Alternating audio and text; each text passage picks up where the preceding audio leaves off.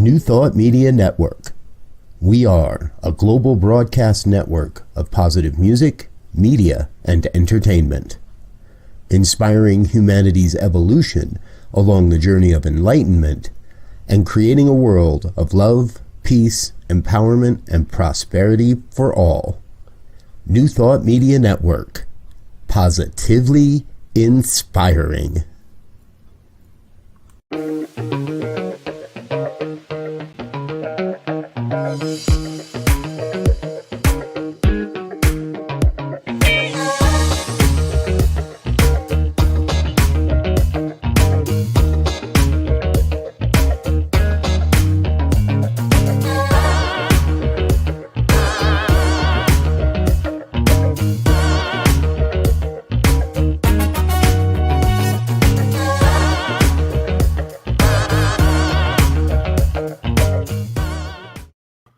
And hello again, dear ones. Here's Reverend Robert hiding behind the banner, making sure you know where you are. This is New Thought Today on the New Thought Media Network.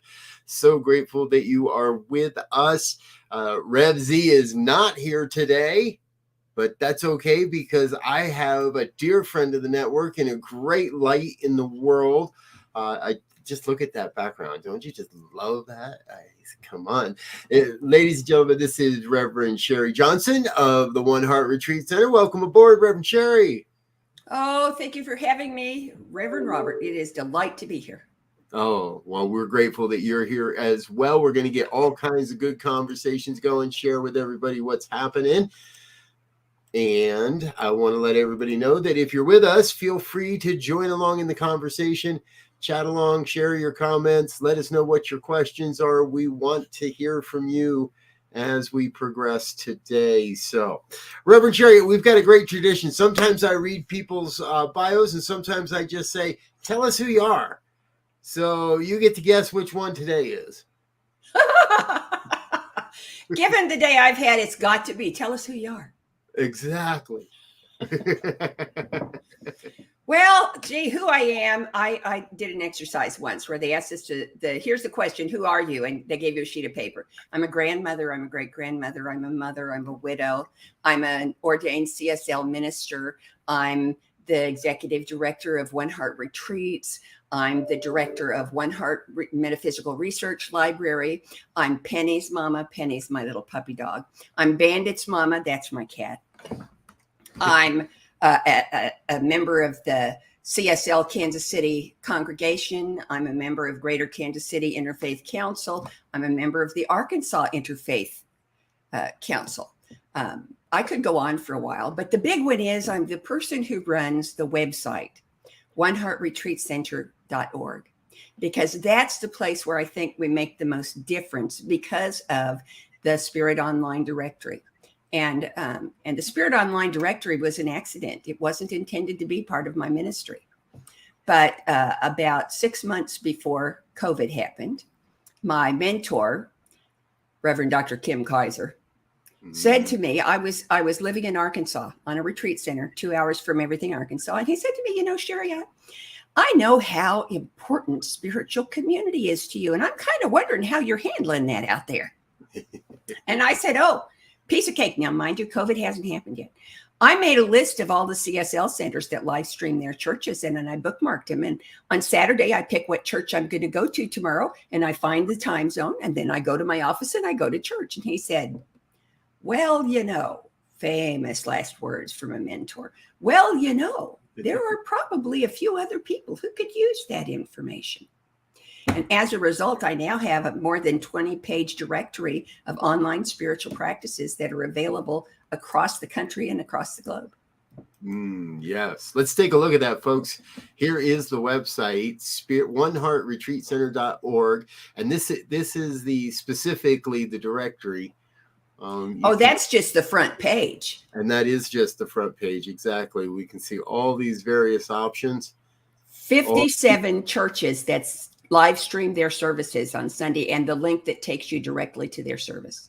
And I know of a few that aren't on here, so I'm going to have to get you that list of people and make sure they get on there as quick as they can. So that talk to us about that a little bit. Isn't that the way ministry really happens? It happens by inspiration. It is. It happens by inspiration, and sometimes the inspiration is a celestial two-by-four, and sometimes it's your mentor. This one, what came out of my own real, genuine need for spiritual community, which wasn't available when you're the only person for 12, ever. And the concept of a world that works for all. So that's what One Heart's Spirit Online Directory is about. It's my gift to a world that works for all. So nobody pays a fee to be on it. Right. That doesn't mean you can't charge for services that you've advertised on the Spirit Online Directory. It just means that you don't ever have to pay a fee to be on it. As soon as people send me stuff, it's up as fast as I can type. It's updated daily to make sure that people can find what they're looking for. It has the front page is Sunday and Wednesday services. There's a page for long-term classes like practitioner training. There's a page for short-term classes like, change your thinking, change your life. There's a page for practitioner services. There's a page for online meditations. There's a page for downloadable apps, videos, and e-magazines. There's a page for focus ministers where all the focus ministers I can find are listed. And like the Sunday services are sorted in order by time zone from west to east, and within time zone by time slot, within time slot alphabetically. Focus ministers are by state alphabetically, and then within state alphabetically by the name of their ministry. Everything is made as easy to find as I could possibly make it. In fact, there's even a page for Global Heart of Peace initiative where we have listings of the International Day of Peace and the International Day of Prayer programs that we do, and anything else that Global Heart of Peace does, it gets a page too. There's a page for my program on New Thought Media Network on Tuesdays at noon called Global Focus Today. It has its own page. That's just blatant self-aggrandizement, but I couldn't resist. And we're going to talk about that in a little bit. Before we get too far down the road, though, it does look like our dear friend, Reverend Elsia, has been able to slip away and join us this afternoon. Good afternoon, sir. Hey, good afternoon. I apologize for my lost time period there. I stepped into a time warp and it just went, what can I say? That happens. That happens as well. So, and here's one of the things I'm so grateful you're here, Z, because what I didn't tell Elsia setting up this interview. Now, I know you two are familiar with each other, but what I most love about the two of you being together is this is about to become a battle of the idioms, folks.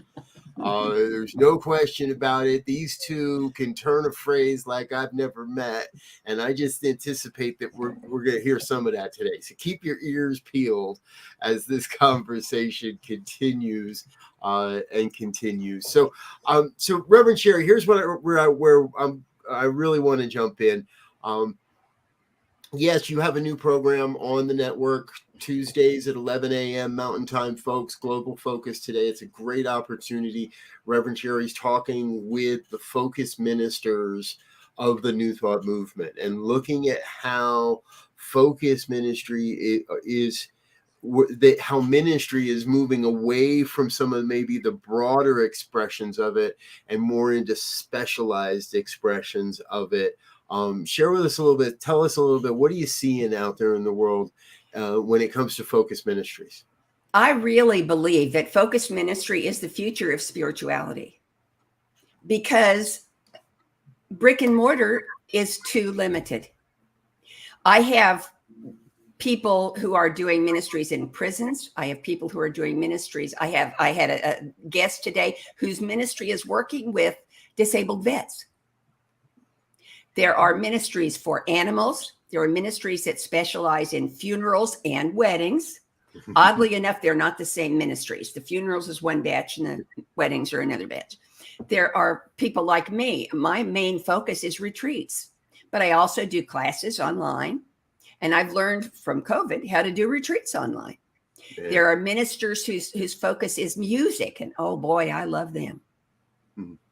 So if there is an area of life, then there is a focus ministry in that area, because inspiration is not limited to Sunday morning between 10 and 12.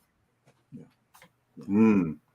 Now, Z, you do Sunday mornings between 10 and 12 to jump on in here with us. Yeah, well, you know, I'm so glad for that. And Rev Sharri, I hope if you haven't signed up already for the ministerials gathering, which is next week, I hope you do, because that'll be some of the things that we want to address. Is that the idea of church or synagogue or mosque or any kind of spiritual brick and mortar entity, the idea of that has to expand.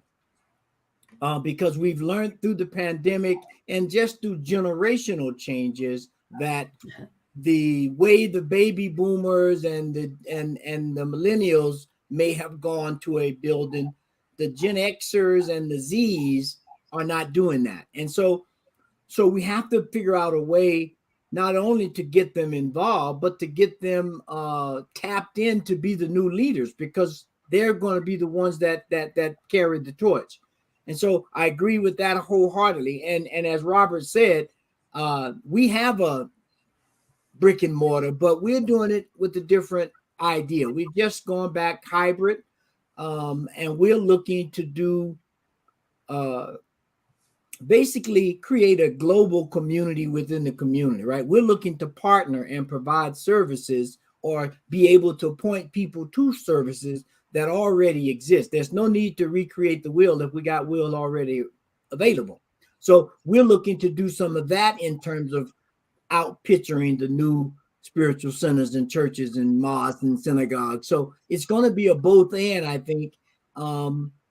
And we need to come together with strategies of how to do that and how to present that. Absolutely. The question, there was a time back in the Dark Ages and medieval times when people existed for the purpose of the church. Yes. But that was a long time ago. Mm-hmm. And for as long as I can personally remember, the purpose of the church was to serve the spiritual development and support of its people. Mm-hmm. And so in order to do that, there are people who really need that Sunday morning sitting in the room with the minister in front of me telling me what I need to know for this week. But there are an equal or greater number of people who need to have that be just one aspect of what their spiritual life is. They need to have daily activities. They need to have, some of us, minutely activities on some days. Yeah. And you know, that's. No, go ahead, finish, Rev Sharri. I was just going to say that's what focus ministry is about, is serving the unique needs of the unique people who make up the population of this planet. Yeah, and the other thing that you reminded me of there then, you know, that what didn't happen back in the Dark Ages, if you will, is that the church, synagogues, and mosques and centers were not as tapped in to the different styles of learning.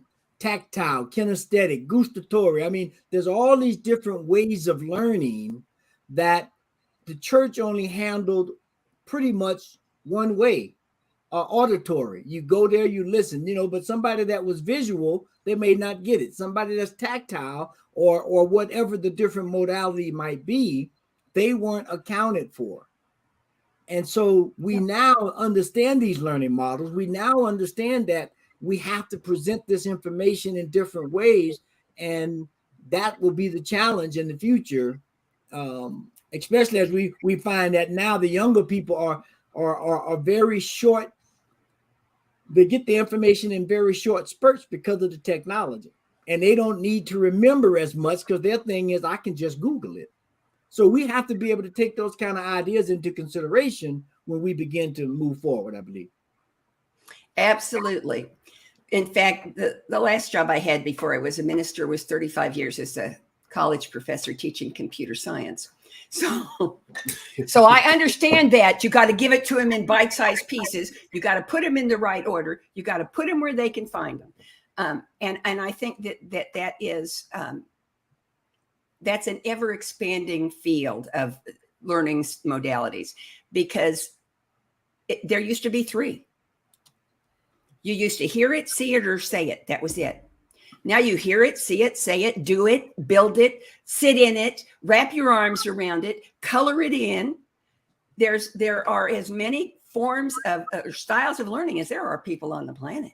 Yeah. And it's interesting. And that means, I was just saying it's very interesting. Robert didn't bring it up. I'm going to beat him to the punch. It always seems to have something in common with whoever shows up, because I was a college professor for computer science as well. And so that whole thing of how you get people to learn now is totally different. It is. And in fact, I was driving past UMKC, where I got my undergraduate degree in math many decades ago. And I looked up and I thought, why do they need all those buildings now? What are they doing with classrooms that hold 350 students when 245 of them are online? Right. And that's the truth of every delivery. I mean, it doesn't matter what you're delivering. The delivery system had better be largely online or hybrid, or it's going to be lost. Well, I've been, you guys both remind me that I've been saying for a long time, if there's 7 billion different people on the planet, and I've actually just seen that we're going to cross the 8 billion mark sometime in November, there will be 8 billion people on the planet, then that means there's 8 billion different ways to come to know the divine, to come to know God. Absolutely. And that makes sense. And that means there's 8 billion plus ways to learn how to come to the divine, or how to learn how to be a better human, how to support and how to be a contribution to what we're doing, what we're giving to the planet, to our friends, to each other, to the guy down the street, to whoever it is, however it is. I think for me, that's the big reminder is no two of us are exactly alike, but every one of us is in this together. Yep. To some degree. There is always a means of communication. And that's the key, is to find the right layer, the right wavelength, the right modality for every single person. So versatility is probably the most desperately needed attribute in ministry today. Yeah, and the key is, I think, or one of the keys for sure, if we look back at some of the earlier models of education, right? And I think this is a parallel. I look back when I was in high school, there were right, wrong, or indifferent. There were some kids who were not considered to be on a college track, and there's nothing bad about that. But what they did do, they noticed, they followed the student, and they said, oh, this kid might be better in a vocation. So they had options to go learn to be a plumber or a brick mason or chef or barber or beautician, civil engineer, And so we don't have those same kinds of models or that same kind of offering for people on the spiritual path. First of all, everybody doesn't want to be a minister. Everybody doesn't want to be a practitioner. We as leaders can't expect them to be perpetual students either, right? We can't just expect them to be the audience that we keep giving classes to. At some point, we would hope that they become active participants in the community doing something, even if it's just putting stamps on the letters, right? And so we have to begin to think more holistically about what it means to be in a spiritual community and what it takes for that to run and have it available as an option, right? Because we're not in converting people. We're here to teach the truth. And so that means you have an option to follow this if it rings true with you, or if not, somebody else is ringing the bell down the street. That might be your bell. Well, and you know, that's you got it exactly, is that we have been, ministry in general for millennia was a matter of delivering information and punishment in some cases. Well, I mean, true is true. But today, ministry is a matter of developing skills. Spiritual evolution, conscious evolution is not a matter of absorbing information and letting it sit. There's got to be a so what that goes with every single thing you need. Why do I need to know this? What does it benefit the world for me to know this? What can I do that I couldn't do before because I know this? And then we need to help them learn how to do whatever that is that they need to do. Right. We're here to develop leaders, not followers. Yes. Well, and you know what? The reason for that is you can be a leader without having anybody walking behind you, but you can't be a follower if you don't have a leader. Right. Yeah. And that's, we have the slogan, a world that works for everyone. That means somebody got to do something. If it's a world that works, I mean, it ain't a world that's dormant. It's a world that works, which implies some action and some getting into something, so that this thing comes together in a oneness. Yep.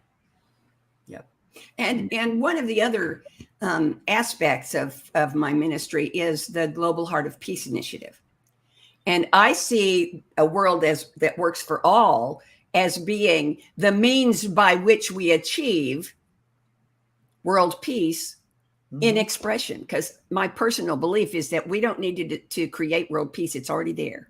It is our nature. It is the essence from which we are composed. What we have to do is get rid of all the other crap that's been piled on top of it, and remove all of the artificial separation that has been inserted into it, so that people can get back to the place where it doesn't matter what we look like. We're all part of the one thing.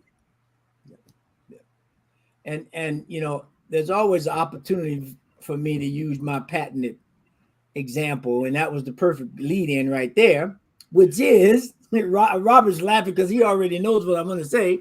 The human body that God has called the body temple, that we refer to as the body temple, is an exact example of what we need to display or exhibit. There are many different systems within the body: circulation, elimination, respiratory. They all have their specific function, and they don't do it though to the exclusion of every other system in the body. Right. And if something foreign or discordant comes into the body, every system in the body works to get it out. And that's how we need or to make it be a part of the body, or incorporate it and transmute it, for sure. So it's not that so-called bad things or unwanted things or discordant things don't happen. We know that they do. We know there's night and day. Those are discordant. They're complete opposites, if you will, but they work together, because one gives us the place to work, one gives us the place to rest. And without both of those, there's going to be a situation that we can't deal with. And so the examples of how the global peace model works is in nature, because nature is the supreme scripture for anybody at any time. We just have to, we don't forgot that language. We need to start learning that language more than some of these other languages, so we can cultivate a world that works for all. Yep. That's the concept that I love about a world that works for all, is the idea of interdependence. The biggest single organism on the planet is an aspen grove in Colorado. Mm-hmm. It looks like 1,000 trees, but it's one organism because their roots are all connected and in communication with each other. Mm-hmm. Ernest Holmes said, "We must remain open at the top." It was the first quote of his I ever read, and it is my most favorite because of my favorite high school teacher. Sister Ann Margaret. She was a little fire plug of a person in a black habit, and everyone in the school, including the principal, was scared silly of her. But my best friend and I talked her into letting us take the junior biology class when we were sophomores. And one day she was teaching biology, botany, and she said, "Have you ever had one of those moments when you wondered why everybody else was there because the speaker was obviously speaking to you?" She said, "No tree ever died of old age. Trees only die when some outside force causes them to stop growing. So when I read, we must remain open at the top, there it is. Because the key to remaining open at the top is that a tree is also equally open at the bottom. The roots are the support that allow that branching out to go in every direction that it needs to go." And again, there's spirituality as a tree, and focus ministry and brick and mortar ministry are the roots and the branches. Yes. Yeah. And as they always say, I mean, again, you know, I love metaphors. The tree is the perfect one. The tree only grows as high as the roots go. So when you see scrubs, most scrubs, and there are exceptions, but most scrubs have shallow, scattered roots. Things that continue to grow tall and blossom out have deep roots because they need the stability, and they need to pull resources from other places that may not be found on the surface. And so, again, here is the model in nature that gives us the idea of how there are some things that we need to go shallow, and so we use them as such. But for those things that provide a different kind of resource, which we are saying spirituality does, it needs to be deep in the roots, but still go wide at the top so that you can include everything, and you get that very symbiotic relationship going between the tree and the ground in which it sits in. Yep. And the air that's around it. Yes. I mean, we are one is a truism because it's so completely, entirely, totally true. You know, there isn't anything you can find anywhere that isn't one. Yeah. Now, you know, I have a question for you, because I'm just curious in terms of you looking at the focus ministries from your insight and experience and just, you know, hands on the ground. What would you say and I'm not trying to put you on the spot, I'm just curious, what are the 2 or 3 focus ministries that you see evolving, or that are getting some good traction that should be highlighted?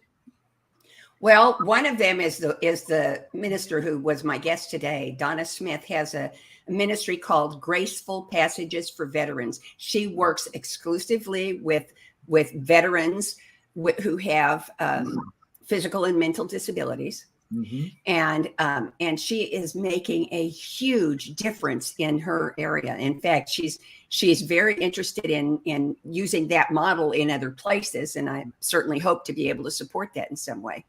Another one, Jim Stark in Florida, has spirit education. He offers all kinds of classes, mostly non-certificated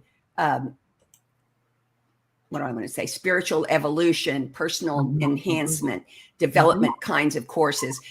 There are other focus ministries that actually spend most of their time training practitioners online. And it's not really, we're comparing not apples and oranges, but apples and marbles. Yeah. You know, I mean, they really are, each one of them by definition unique. All right, I got to say, I think you're missing one from the list there, Sherry. Well, I didn't want to seem nepotistic.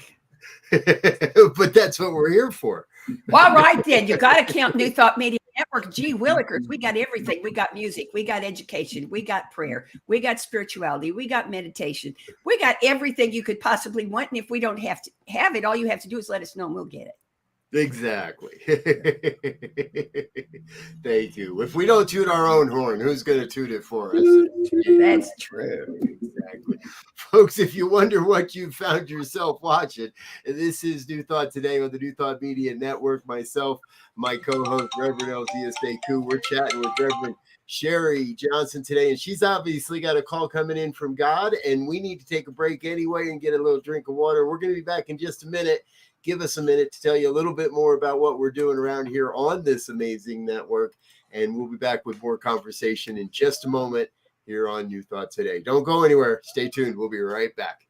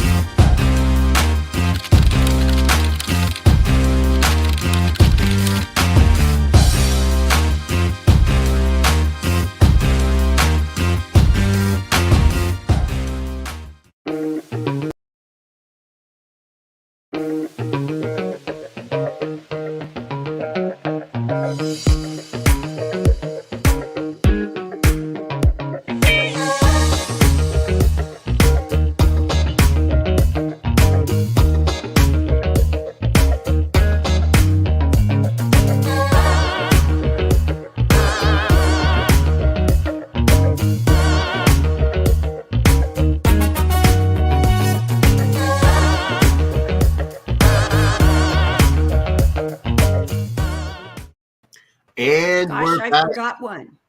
You forgot one. Yeah, we have great commercials.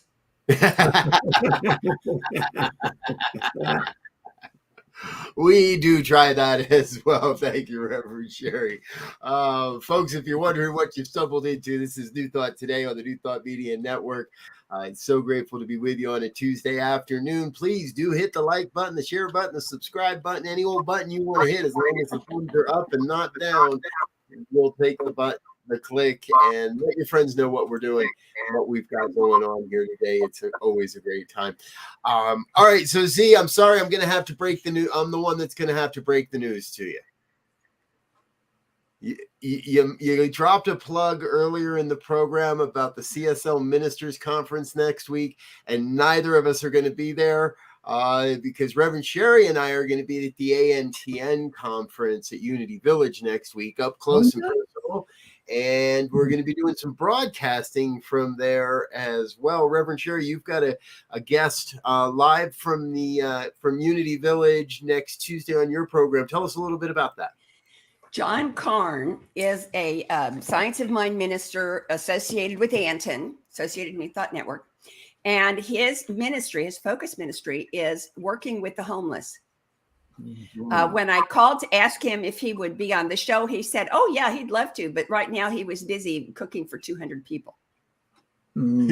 Yeah. So he's definitely a hands-on minister. So I'm really looking forward to chatting with him and finding out what he's doing. And he's in California. He's not in the Midwest or in Colorado. So his view of things will be somewhat different from my own. Mm-hmm. Yes. Mm-hmm. And that'll be live next Tuesday at 11 a.m. Mountain Time, 12 o'clock Central Time. The rest of you guys, you can do the math. Z, I don't know who our guest will be yet because I haven't figured out whose arm I'm going to twist to be on our show. But it'll be. Yeah. Well, the good thing is this spirit is spreading all around. I mean, one thing that, and it's very interesting. One of the themes of the ministerial council is liquid spirit, right? So that means it can flow wherever it needs to flow. And it can find itself in the container or whatever container you bring. So it's all good. That's the glory of God, is that there are no places where God is not. There are no things that God can't fit into. There are no anything that does not contain a foundation of that spirit. So we will be doing the same work in different places at the same time. Yes. Yep. And we will have a guest as well. Just we'll figure that out on Monday. Yeah. But so, and Sharri, tell us a little bit. You've been a member of Anton for a little while now. Again, that's the affiliated New Thought Network, and that it's an organization I've become enamored with. They seem to be doing some really good work and some really amazing stuff. Absolutely. Tell us a little more of your experience. I've been with Anton a couple of years now. I went to my first convention last year, but I had joined a year before that. I love the fact that their New Thought, as opposed to just being science of mind, I got no problem with just being science of mind, but I like the openness of the interchange of ideas. New Thought, unity, science of mind, divine science, all of those philosophies are very similar. They all start with we are one. Yeah. And Anton starts with we are one. They have research projects. They have scholarship programs. They're affiliated with Emerson Institute. So they train ministers and practitioners. Emerson gives out, ordains ministers, licenses practitioners, and has 2 or 3 PhD programs. In fact, I'm considering joining one of them. So they have a lot of, they have all of the benefits of every one of the organizations that are connected to Anton. Yeah. Without having the overhead of all of the organizations. Right. Now, see, that's something we talk a lot about on this program, is what the future evolution of organization is going to look like around New Thought, because that's a pretty big, there's a lot of players. There's a lot of branches. So let's stay with the tree metaphor for the day. There's a lot of branches on this family tree, a lot of major sections of philosophy and belief. Who wants to dive in and give us a little bit of a vision of what comes next? How's all this start fitting together in a bigger picture? Well, I think one thing is, again, I'll go back to the body. We have to begin to have the conversation and determine who does the best what, i.e., who will work better or who does better work in one area than the other. And then when we find that, we let that person, i.e., organization or however that works out to be, to handle that, right? My job is to support that, because although I may be able to do it, that's not my specialty. That's not my thing. That's not the thing that makes me get up every morning. But I know it's necessary. And then vice versa. So we have to begin, even in ministry and in spirituality, looking at it in this same way, so that we begin to allow those who shine in certain areas or who are very skilled in a certain area to do their thing. And that's what we have to do. And now we'll have to come up with a container to put it in. That might be a challenge. I don't think we need a container. I think what we need is a whole lot of containers that are connected to each other without one of them having control over any of the others. I think what we need is sort of like an aspen grove. Well, yeah, and I agree. But organizations that can stand by themselves but are still so fully integrated that each one has the full resources of all of the others. Exactly. But when I speak of container, I mean like the body. All these other things in me, but this body shell contains all of it. They all work and do their thing, but they're supporting the one idea called Elsia. And so we would have, it would be, oh, that was nice. But we have this one idea of supporting life. You need a t-shirt that says the one idea called Elsia. I like that. I'm going to get that printed. We might just have to make you one and make it the t-shirt of the month. Wait a minute. We have a t-shirt of the month program. When that happen? Yeah. Well, I got to say, anytime we start talking about the aspen trees, you start pulling at my heartstrings, because that's not only a metaphor that I've enjoyed for all my life. To me, it's part of that natural cycle in my life. And I've always been in the aspens. I was in the aspens yesterday. I was in the aspens on Sunday afternoon. They're not turning color yet here, which is concerning. But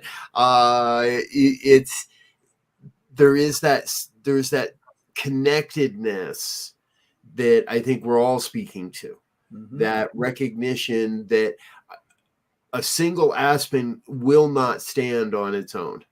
Right. Not just because the roots aren't deep enough and aren't strong enough. It's that sense of we cannot operate in a vacuum. As humans, that's just not part of the nature. But I think the nature of what we are and who we are is evolving as well. And it's not just that we're sustaining what used to be, but we're also driving and pushing and we're part of nature's evolution. Throughout this whole conversation, the thing that keeps running through the back of my head is you can't be kind and still eat bacon. You can't. Like it. You can't work. How are we working for a world that works for all life, for all of everything, if we're still eating bacon? And that's not just because our great producer Diego has a pig named Winston, and we all love Winston around here, but it's that evolution of our human nature. Because I understand, let's say, the argument that, well, how can we be vegan if we've been part of the food chain all along? If nature is for animal to eat animal, then how can that be part?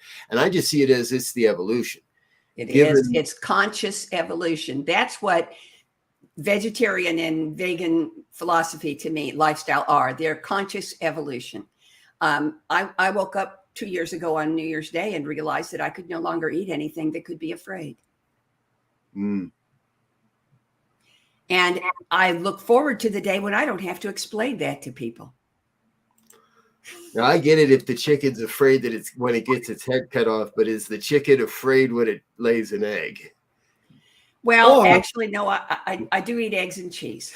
Or the other question would be, is the chicken afraid when it eats the worm? See, there's also this other part of life that there are certain things that we as individuals of a consciousness have a choice in, but there's certain ingrained things in nature that God has put there before we even came that we're not going to change. Like my one friend says, we can get mad that chickens eat worms, but it ain't going to help. Chickens are going to continue to eat worms because that's part of who they are. That's part of their nature. And so that speaks to the whole idea of diversity and connectedness. Like when we talk about trees, one of the things that it has a very close symbiotic relationship with trees is mycelium, right? And there are several stories that speak to not only the inherent diversity of the environment and the relationship between trees and mycelium, but also how during certain seasons they feed each other or they provide health care, if you will, for each other. So there's a whole level of understanding, I believe, that we have to observe. We talk about the witness and the oneness of God. We have to become more in the statement of witness to figure out what's going on by looking and observing. And like we were saying earlier, I'm not here to proselytize anything to anybody because we are humans with choice. But I am here to show you that there is a way that can be exercised or delivered every day in the way we live that is incongruent with everybody else, and they don't have to be the same. I agree. And I think that evolution is the answer to all of that, because what people don't understand is that evolution, while it is, in my opinion, a one-way track, it is unique to every organism, not to every species, to every organism. Yes. Each individual creation has its own evolutionary path. It's upward and it's outward. Mm-hmm. When I talk about the upward spiral, people, I see people looking in their mind and seeing a Christmas tree. And that's not what it is at all. It's a Christmas tree standing on its head. Mm. It's getting bigger and wider and deeper at all times. And that's true for me. That's true for my little dog, Penny. That's true for the fleas who are chased off of her by her collar. That's true for the leaves that are lying on the sidewalk right now, turning brown. And if we can keep that, excuse me, if we can keep that oneness concept in our minds as part of the definition of evolution, well, then we could cut out a lot of frustration and aggravation. One thing you bring to mind right there is Ken Wilber's whole integral model, right? Where there's some people fighting against hierarchy, but hierarchy is needed, right? I mean, that's how we are here. We are a hierarchy of molecules that became so forth came you, right? He speaks of these integral points where we start from archaic and we move to a magical and a mystical and a rational and all these different ways of thinking. And when they become present, they don't obliterate the other levels. It just grabs them, includes them, and take them higher. And that's what we are striving for in terms of a spiritual life, is to say, we understand that as human beings, we can sink to the lowest of the low. But we want to let you know that there's an opportunity to understand that, to work for that. But there's another option, and it is an evolutionary option. And if we're in the right environment, we get the right teaching, we get the right love, these evolutionary expeditions, if you will happen on their own. We have to, as leaders, begin to create those opportunities. And that's what I love about the focus ministry, because it can move away from the traditional way of delivering this information and do it in other ways. The key, I think, is that with focus ministries, the learning is by design, by intention. Yeah. It is experiential. Mm-hmm. Whether it's auditory or textile or whatever it is, it is experiential. And we have, as a species, we've evolved past the point where taking in information is our primary means of growth. It just isn't it's not enough anymore. Well, it has to be experiential. It has to be, because that is the natural evolution of what got expedited thanks to COVID. Right? 5, 7, 10 years ago, we were sitting around in rooms. 15 years ago, we were sitting around in rooms without the internet, learning on paper and pen and writing out our work and studying in classrooms. And see, how many hours did you and I spend cooped up in classrooms together, poring over books before we had this instant access. But even then, we knew that the adult learner was different than youth learners. And the adult learner required more hands-on, more of the sense of connection, the sense of doing. Along comes the pandemic, and we all get shoved into these rooms and onto these virtual boxes, and that expedited the learning process, but it also cut dramatically on our attention spans. So now I don't even want to spend 2 hours a week for 5 weeks in a Zoom room taking a class, because I believe what good does that do me? I want to get out in the streets. I want to put my hands in the food. I want to go cook lunch for 200, right? That is where we're moving, because that's where the necessity, I believe, Spirit is calling us. I agree that that's where we're moving, but I disagree with the assessment that because of the pandemic, we have shrunk our attention spans. We have not shrunk our attention spans. We have intensified our concentration and our absorption rates to such a degree that we do not need to attend for such long periods of time. Yeah, and I would add to that one thing the pandemic has shown. I think it's always been there, but the pandemic has highlighted it. Is that there's a need for more apprenticeship programs, or more apprenticeship aspects to the thing, right? Because we can sit and talk to somebody about a meditation class and go through the different forms and so forth and so on. But until that person has done some in-depth training in different types of meditation, their ability to find what's theirs and to able to actualize that insight into the world is another different thing.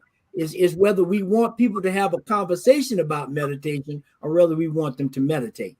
It's two different things. And that comes from some type of mentorship or as we're saying here, some experiential that allows them to be able to marry the intellectual with the active part of living.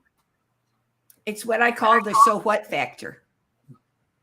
When I was teaching computer science, no matter what the concept was, I could see it on their faces. And I was actually in a classroom with students at desks, and his face was green. That meant he was playing solitaire, so I needed to go turn his monitor off. But I could see on their faces, what difference does that make to me? So what? Why do I need to know that? But when we can give them a so what factor, and when we are clever enough to do it without telling them that's what we're doing, and they think they figured it out for themselves, magic happens. Yes. Mm-hmm. Hey, folks, we are just about to run out of time. And before we do, we need to make sure that we get to our final thoughts. But before we can get there, we want to say thank you to the folks that make this all possible, make this all happen. Stick with us. We'll be right back with more on New Thought Today here on the New Thought Media Network. Stay tuned.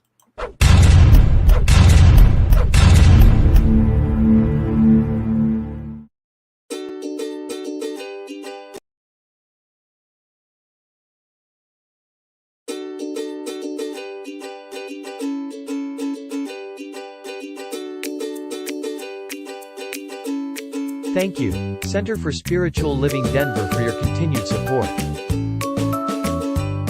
Thank you, Center for Spiritual Living Midtown Atlanta, for your monthly contribution. Thank you, Center for Spiritual Living North Jersey, for your monthly contribution. And please help us welcome Om Center for Spiritual Living in La Mesa, California. Thank you for your monthly donation. Thank you, Center for Spiritual Living Seattle, for your most generous donation. And a special thanks to Hefferlin Foundation for your generous technology grant.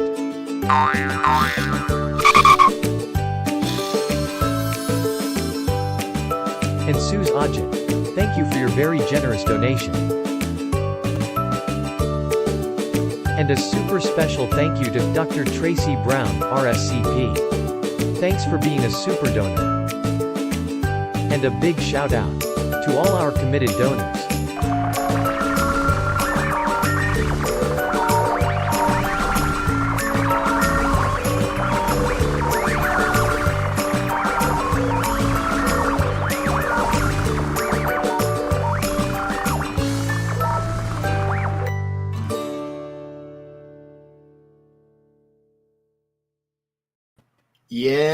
Yes. Thank you, dear ones, for being a part of the New Thought Media Network. All right, before we're done today, and we're running right up against our time limit, let's start with Reverend Elsia. Final thoughts for the day.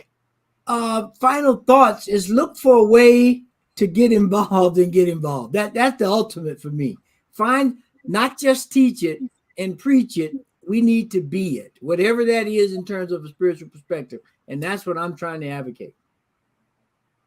Beautiful. Thank you. Reverend Sharri, what have we left unsaid? Oh, I don't think we left it unsaid, but it bears saying again that our job as ministers is to create opportunities for people to experience spirituality. Yeah. And I want to, and then lead from that experience. All right. Well, normally final thoughts take us a little bit longer than that, but today they didn't, folks. So there we go. That's how it works. This is the New Thought Media Network. This is New Thought Today. Stay tuned with us. Join us again and again and again on Tuesdays. And remember, later this evening is our Spanish-speaking programming. That happens at 7 p.m. Mountain Time. 8:15 is our evening prayers. Until next time, we love you. We think you're fabulous, and we can't wait to be with you again. Until then, peace and richest blessings. Bye now.